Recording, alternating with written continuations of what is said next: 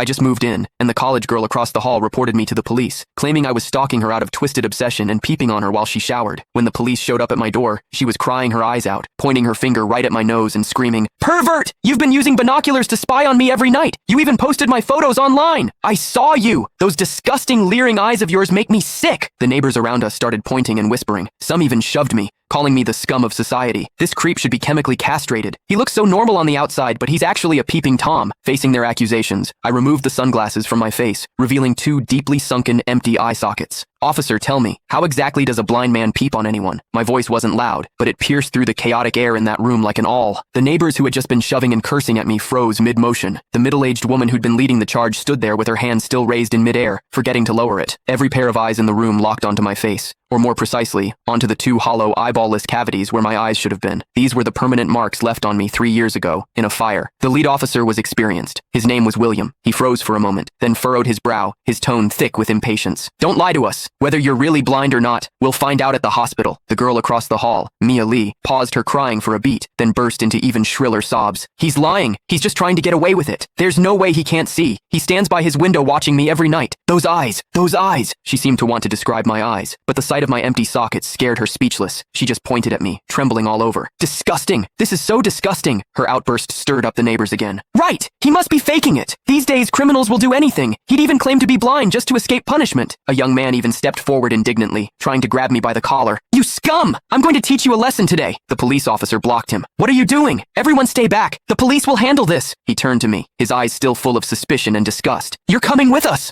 I didn't resist. I calmly held out both hands. Cold metal touched my wrists. Two younger officers flanked me on either side and led me toward the elevator. Behind me, Mia's crying mixed with the neighbors' curses into a chaotic din. "Scum of society! Get out of our community! Hope you rot in prison!" I could see the righteous expressions on their faces. I could also hear the pleasure in their voices as they trampled me into the mud. I stepped into the elevator. The metal doors slowly closed, cutting off the noise from outside. One of the younger officers, probably new to the job, couldn't help but ask me quietly, Are you really blind?" I tugged at the corner of my mouth but didn't answer. The other officer patted his shoulder, signaling him to keep quiet. But I knew that in their minds, the scales had already tipped completely in favor of that tearful young girl. After all, it was a young, pretty, pitiful college student on one side, and on the other, a suspicious man living alone, wearing sunglasses. In their eyes, it was crystal clear who was the victim and who was the perpetrator. What they didn't know was this. Sometimes, what the eyes see is the biggest lie of all. And I, a blind man, had seen something that none of them had. For instance, when Mia accused me, her heartbeat was steady, without a single ripple of genuine emotion. The interrogation room at the police station was harshly lit by fluorescent lights, and the air smelled faintly of mildew.